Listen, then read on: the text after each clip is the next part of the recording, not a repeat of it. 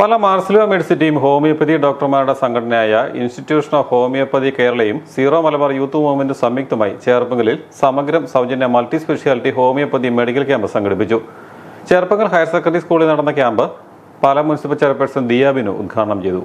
ക്യാമ്പിൽ ത്വക്ക് രോഗം, വാതരോഗം, തൈറോയിഡ്, അലർജി, മാനസിക വൈകാരിക പ്രശ്നങ്ങൾ, പഠന വൈകല്യങ്ങൾ, ന്യൂറോ അസുഖങ്ങൾ എന്നീ വിഭാഗങ്ങളിൽ വിദഗ്ധ ഡോക്ടർമാരുടെ പരിശോധനയും സൗജന്യ മരുന്ന് വിതരണവും നടന്നു. മെഡിക്കൽ ലാബ് സൗജന്യ രക്തപരിശോധനകൾ നടത്തി.